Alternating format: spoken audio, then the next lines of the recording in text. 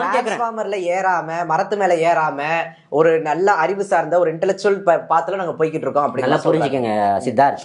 ஒரு டிரான்ஸ்ஃபார்மர்ல ஏறாதது அறிவு திருவிழா அப்படின்னு சொன்னா மக்கள் இங்க கொல்லப்படுறதும் என் தங்கச்சிங்களுக்கு பாலியல் வன்புணர்வு பிரச்சனைகள் தொடர்ச்சியா நடத்திட்டு இருக்கிறதும் உங்களுடைய திமுகவுடைய கொள்கையா எடுத்துக்கலாமா? சொல்லுங்க. உங்க அப்பாவுடைய துறைக்கு கீழே இருக்கக்கூடிய காவலர்கள் இன்னைக்கு காம வெறியாட்டம் பிடிச்சி ஆடிக்கிட்டு இருக்கானுங்களா? அதுக்கு என்ன பண்ண போறீங்க? மற்றதுக்கெல்லாம் ஓடி ஓடி போய் நின்னீங்களே, இதுக்கு ஏன் ஓடி போய் நிக்கல?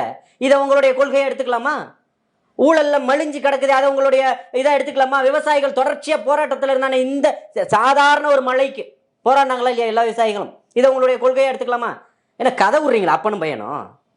இதெல்லாம் வேற எங்கேயா வச்சுக்கோங்க. இன்னைக்கு அண்ணன் வந்திருக்கிறாப்புல 2026 மிகப்பெரிய மாற்றம் வேணும்னு சொல்லிட்டு நீங்க காசு பல கோடிகளை கொட்டி குமிச்சு இன்னைக்கு ஒரு ஐடி விங்குன்ற பேர் நடத்திட்டு இருக்கீங்க. அவன் ஏதோ ஒரு மூலையில தமிழகம் முழுக்க உட்கார்ந்துக்கிட்டு ஒட்டுமொத்தமா உடனே விர்ச்சுவல் வாரியஸ் ஆதாரங்களை எடுத்து உங்களுக்கு எதிராக போட்டுக்கிட்டே இருக்கான். உங்களால அடிக்கவே முடியல. வள்ளுவர் கோட்டத்துல மாறிடுச்சா? கடந்த 10 ஆண்டுகள்ல எத்தனை போராட்டங்கள் நடந்திருக்குது? நடந்ததா இல்லையா? அந்த 10 ஆண்டுகள் போராட்டத்தில் திமுக எத்தனை போராட்டங்கள்ல பங்கெடுத்தது? அறிவு திருவிழா, மண்ணாங்கட்டி திருவிழான்னு கதை விட்டுக்கிட்டு இருக்கிறீங்க நீங்க. இவர் கொள்கை வார்த்தை, இவர் பெரியாரா? இவர் அண்ணாவா? இவர் கலைஞரா? கட்டி அமைச்சிங்க பாருங்க. அண்ணாவை ஏன் தமிழக வெற்றி கழகம் ஏற்று அவருடைய புகைப்படத்தை வந்து மாநாட்டில் வச்சது சொல்லுங்க. அண்ணா ஆரம்பித்த கட்சி இப்ப இல்ல. அண்ணா எந்த கட்சி ஆரம்பிச்சாரு? அண்ணா திமுக ஆரம்பிச்சாரு. திமுகவை தான் ஆரம்பிச்சாரு. நீங்க போய் ஒட்டிக்கிட்டீங்க.